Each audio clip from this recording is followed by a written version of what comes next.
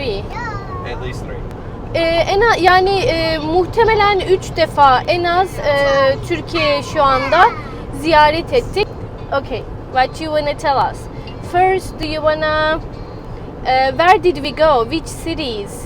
There's a couple things I dislike about each place, but I'll start with Istanbul. Istanbul. Where it was spaced out and, you know, not so populated, but enough that it was not. The Old Town, like Beni. Yeah, the old town is super cool, narrow alleyways. You get a really awesome vibe.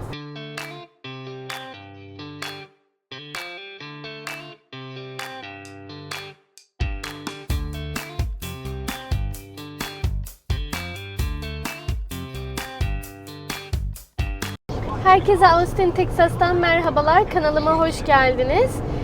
Eğer bu izlediğiniz ilk videomsa lütfen takibe basmayı unutmayın. Instagram'dan da bizi takip etmeyi unutmayın. Amerikalı eşimle videolar yapıyoruz. American vs. Turkish ya da Edin'la beraber hem İngilizce hem Türkçe öğreniyor. Bununla ilgili de videolar yapıyoruz. Eğlenceli güzel videolar ortaya çıkıyor. Oradan da bizi takip etmeyi unutmayın. Ekrana bırakacağım Instagram'ımızı. Bugün ne yapıyoruz? What are we doing today?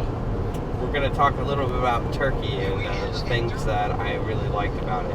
You really liked about it? Yeah, in certain places, like, you know, we've kind of traveled over a lot of Turkey so far. There's still a lot more I want to see, but definitely got enough so I can judge a couple cities and give my opinion on them. Bu arada, I'm sorry, I forgot to introduce you on my video. Brad Burkhardt tanıştırmak istedim. Is it 3 times? Have you been to Turkey 3 times? Or 2? 3 or 4 actually. 3 or 4? I think it's 3. At least 3. Muhtemelen 3 defa en az Türkiye şu anda ziyaret ettik kendisiyle. Size Türkiye'deki deneyimlerinden bahsedecek, nelerden hoşlandı, gittiğimiz şehirlerin nelerini sevdiği, yemekler, insanlar, aile yapısı, bu tarz şeylerden bahsetmek istiyoruz. Biraz sohbet etmek istedik sizinle. Bu arada bir yolculuğumuz var. 3 saatlik bir yolumuz var. Sahile gidiyoruz. Denize gireceğiz. Burada havalar ısındı. Bakalım bize neler söyleyecek.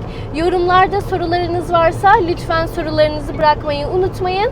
Belki bir part 2 yaparız. Hepinize şimdiden teşekkürler.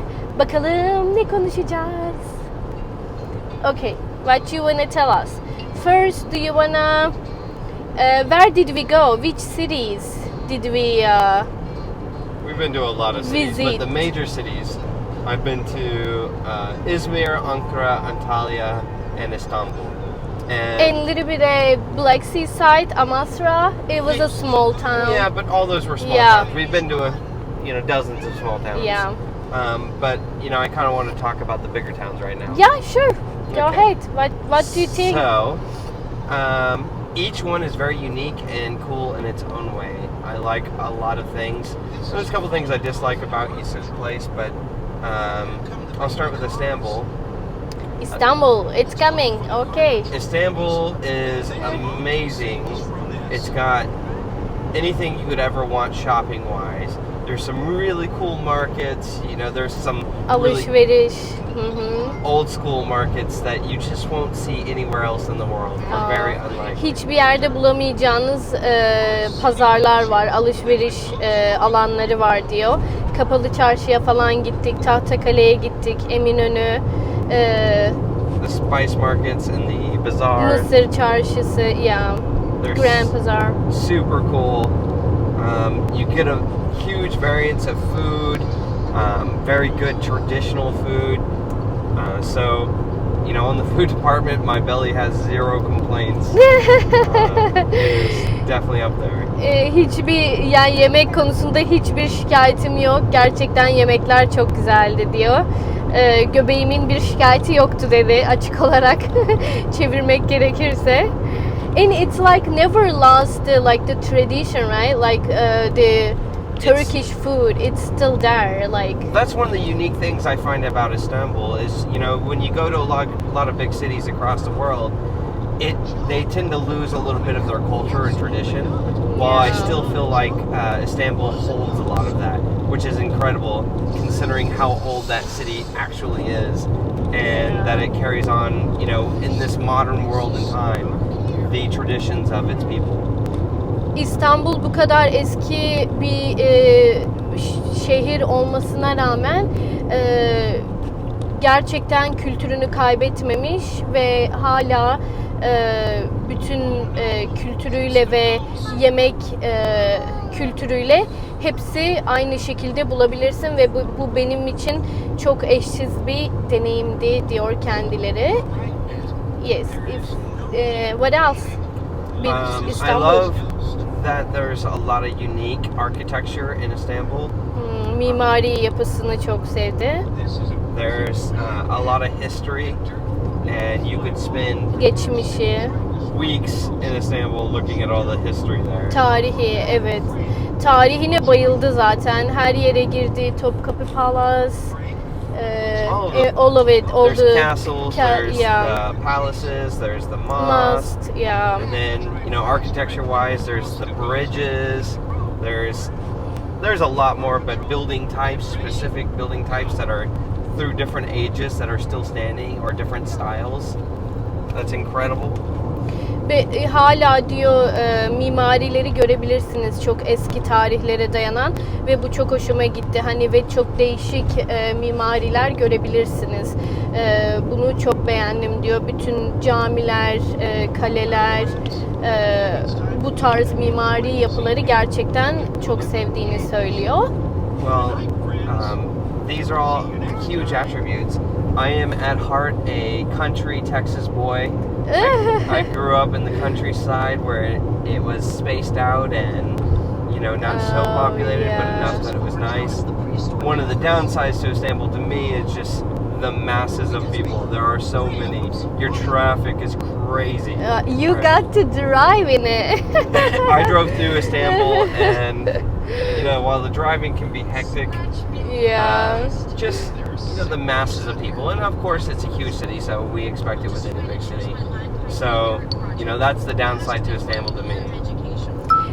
Sadece diyor çok büyük, çok fazla insan var, çok kalabalık ve Texas'ta ben yaşadım, büyüdüm, country side'de yaşadım, büyüdüm ve biz daha büyük alanlara sahibiz. Hani bu kadar kalabalık değil.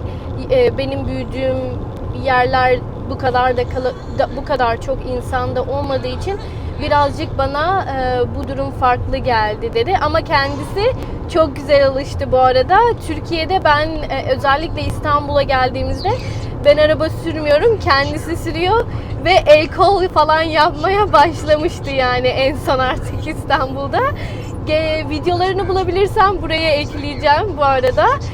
Güzel idare ettiğini düşünüyorum. I'm saying you drove really good in Istanbul. You did good. Next, I want to talk about, let's do Ankara. Ankara, capital. The capital is really cool. I freaking love history, and the castles there are so incredible. The old town in Ankara is super cool. Ankara's got a different style than most cities I've seen. It's not quite deserty, but it's very close to deserty. And yet you have such a rich life with such a large city in the middle of kind of nowhere at the end of the day. It's an university city. There is a lot of schools and students in Ankara. Yeah, I'm sure, and it was built up, you know, the schools were put there because of the location and whatnot. Yeah. But overall, I'd say I liked it, although I prefer a little more lush or green or water in my life. Ankara diyor çok güzeldi. Kaleleri gezme şansımız oldu orada. Oranın da tarihi çok güzeldi. Kalelere bayıldım dedi. Ama birazcık dedi çöl yapısı vardı. Benim hani bir yerde yaşamam gerekirse daha fazla yeşil olan, ağaçlık ve ya da deniz olan bir yerde yaşamayı tercih ederdim dedi. All right. Out of all the big cities I've been in Turkey, Antalya would have been my favorite. Evet, Antalya favorim dedi. Antalya, I love the water, I love the ocean. So Sea. Sea, whatever. I love salt water. Yeah. Or fresh water, but definitely salt water. So Antalya being like that definitely has a major pull for me itself. I love the old town is pretty cool. You've got the cool alleyways and streets that you can walk around and really enjoy. I love how you have this really cool like Roman style ruins. Not even ruins, they're almost fully still there. Gates, walls, and castles just all over the place. The Old Town by Beni. Yeah, the old town is super cool, narrow alleyways. You get a really awesome vibe through there. It's something that, you know, you can rarely find anywhere else in the world. So I really loved that part of it. It was kind of romantic and cutesy. It's something that has a high appeal to me. Antalya'yı çok sevdiğini söyledi. Eğer bir yerde yaşamak istersem hani deniz olan bir yerde yaşamak isterdim dedi. Hani Antalya buna çok uygun ve oranın da tarihi çok hoştu dedi. Kale içini çok sevdiğini söyledi. Eski romanlardan kalma hani dar sokaklarıyla çok romantik ve tatlı bir ortamı var dedi. Ve aynı zamanda Antalya'nın denizini, deniz, kum, güneş ortamlarını da çok sevdiğini söyledi. In all of these big cities, one of the things that is a big appeal to me in Turkey is the simple fact that you hold your culture very strong and dear to your hearts. Family is important, and that's one of the things I grew up with. Being from Texas, we also hold family as the tightest bond, and we try to treat people, outsiders, anybody that visits or comes to our place with the utmost respect and give them everything we have. And I see that in Turkey, and it reminds me of touch of home, but in a different way. So I hope to eventually live part-time in Turkey. It's because, you know, I see a little bit of home when I go there, but with a nice ocean. Çok güzel şeyler söyledi. Şimdi bunu alta da çevireceğim. Kültürünüze çok sahip çıkıyorsunuz ve gerçekten çok benimsemiş ve asla hani kültürünüzü bir kenara atmıyorsunuz ve bununla yaşıyorsunuz. Bunu çok sevdim dedi. Çünkü Teksas'ta da biz eğer yabancı bir yerden gelen birileri varsa onlara kucak açmayı, onlara en iyi şekilde yardım ve saygı, sevgi göstermeyi özen gösteririz. Bu yüzden bu beni evdeymişim gibi hissetti ama hani farklı bir kültürün içerisinde dedi ve bunun çok hoşuna gittiğini söyledi. Aynı zamanda Türkiye'de part-time yaşamayı düşünebilirim çünkü gerçekten evimdeymişim gibi hissettim dedi. So, that being said, part-time, you're wondering yourself, where would I stay part-time in Turkey? Oh, maybe we should let them guess. So, I want you to think on that and like and follow, and then next video make sure that you watch and you can see where I want to live specifically, where I want to get a house when I can afford it eventually. Param yettiğinde lütfen diyor yorumlarda tahmin etmeyi unutmayın. Bir sonraki videoda size söyleyelim bakalım nerede yaşamak istiyoruz. Türkiye'de part-time yaşamak istiyorum ama siz tahmin edin bakalım hangi şehirde yaşayabilirim dedi. Yorum yapmayı ve beğenmeyi unutmayın. Abone olmayı da unutmayın. Arkadaşlar dinlediğiniz için, izlediğiniz için videomuzu çok teşekkür ederim. Birazcık şöyle sohbet etmek istedik. Ben de bu arada Türkiye'yi gerçekten özlediğimi fark ettim. Böyle konuşunca hasretim kabarıyor. Ama hamilelik sanırım bu yaz gidemeyeceğiz ya da yaz sonu belki kış kayak yapmaya falan gideriz. Bilmiyorum. Ama size iyi bakın. Bir sonraki videoda görüşmek üzere. You wanna say bye? Alright, goodbye. This is us in Texas. And we're traveling to the beach today. Yes. Edin, say hi. Merhaba. Alright, bye-bye. Bye bye.